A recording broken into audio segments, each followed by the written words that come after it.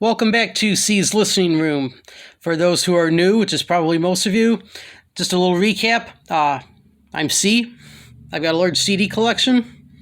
I take CDs out, I listen to them, and then I review them and I discuss them.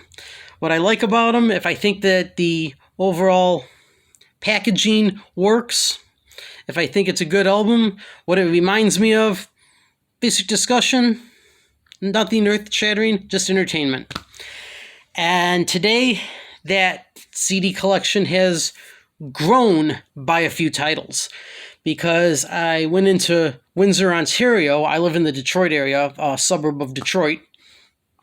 And I stopped at a record store and picked out a couple of CDs from Canadian artists. And that's something that I have emphasized a lot on this channel.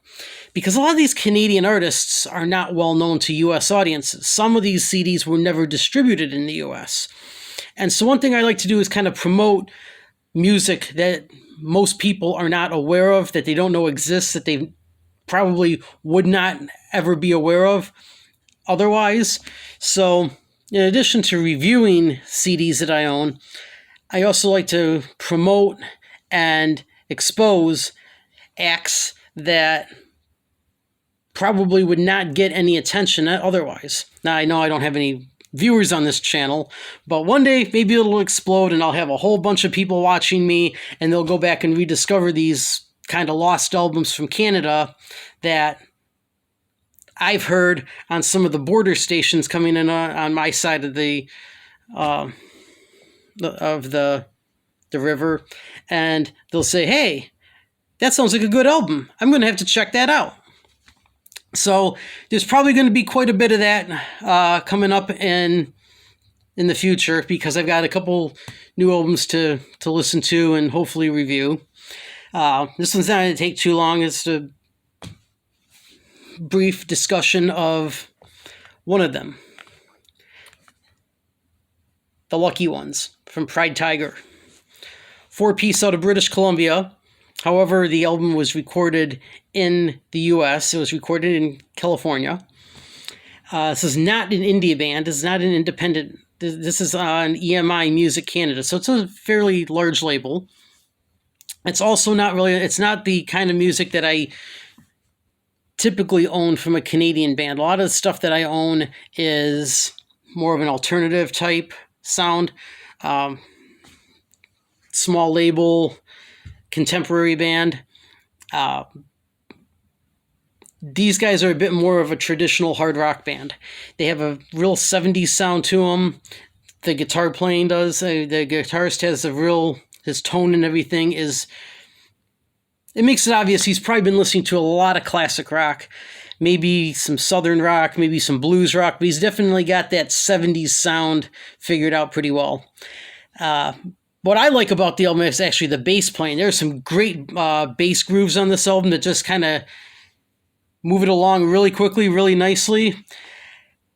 The title track is probably the most modern song on the album, and that's the biggest hit. That's the one that I heard when it first came out. This is released in 2007.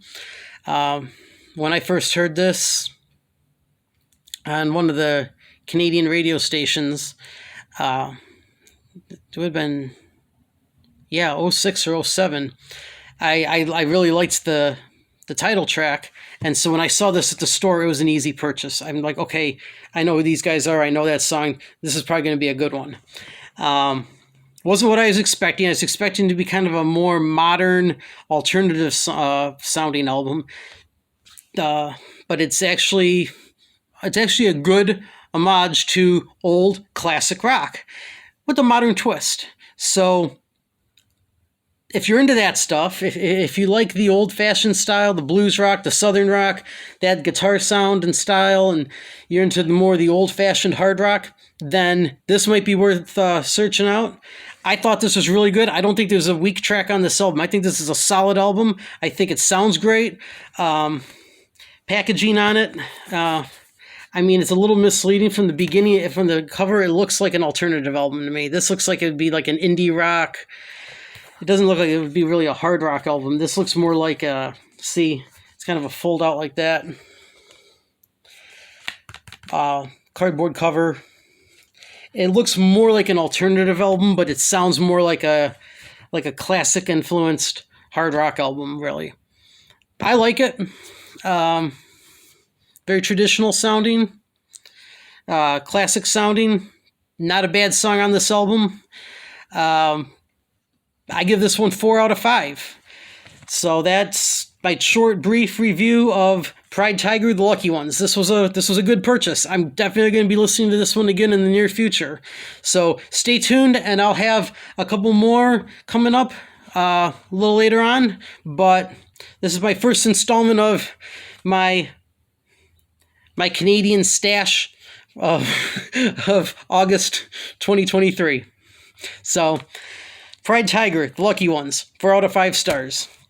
Thanks for watching. I'll catch you later.